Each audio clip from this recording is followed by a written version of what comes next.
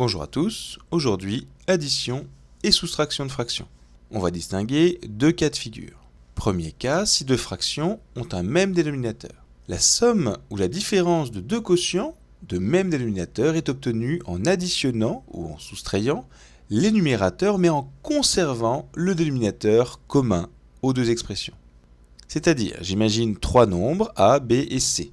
C est différent de 0 car il est au dénominateur, il divise, donc il ne peut pas prendre la valeur 0.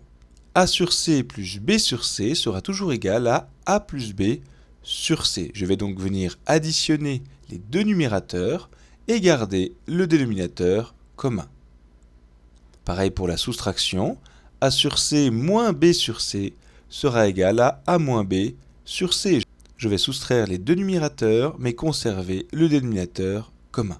Par exemple, 11 tiers plus 5 tiers me donnera un certain nombre de tiers. 11 tiers plus 5 tiers, ça fait combien de tiers en tout?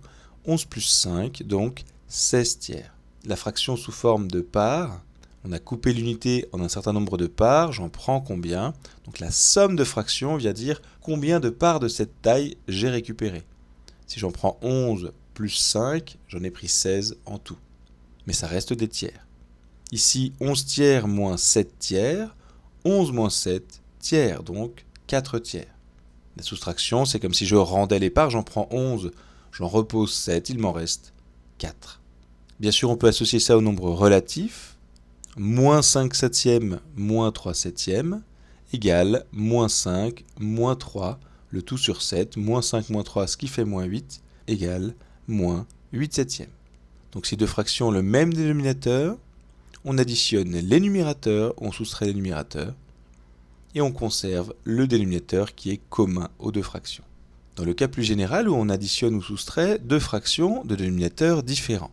Eh bien pour additionner ou soustraire deux quotients de dénominateurs différents, on les écrit avec le même dénominateur.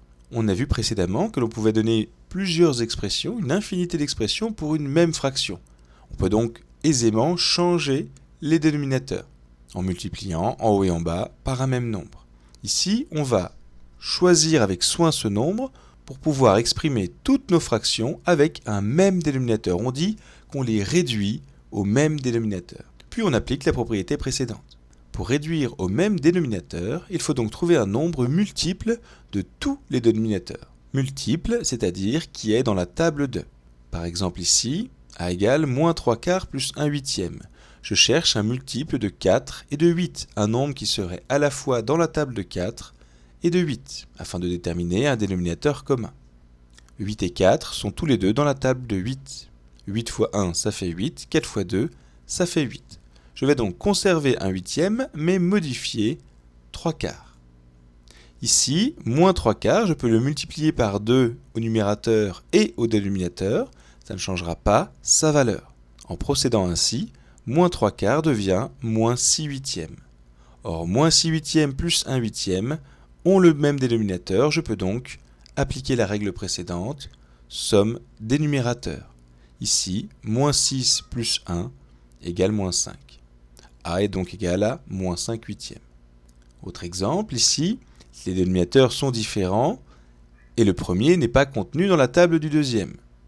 Par exemple, moins 1 quart, moins 2 cinquièmes.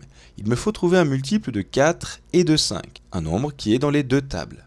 Le plus souvent, le plus simple dans ce genre de situation est de simplement les multiplier entre eux. 4 fois 5 égale 20. 20 est bien dans la table de 4, 20 est bien dans la table de 5. On pourra parfois trouver des nombres alternatifs plus petits, mais en cas de doute, cette solution reste toujours valable.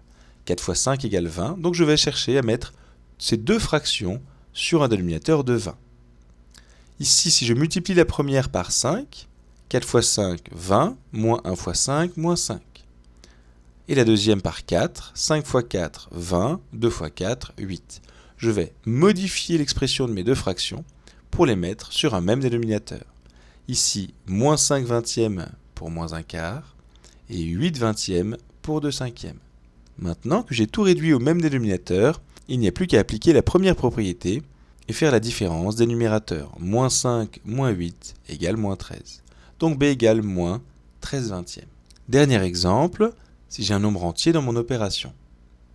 3 est tout de même un nombre rationnel. Il s'exprime sous forme de fraction. 3, c'est 3 sur 1. Je peux donc également trouver un dénominateur commun entre ce nombre entier et une fraction. L'avantage est que 1 va se retrouver dans toutes les tables. Donc ici, je vais simplement tout mettre sur 5. Le dénominateur commun sera 5. 3 sur 1, pour passer à des cinquièmes, je vais multiplier par 5 en haut et en bas.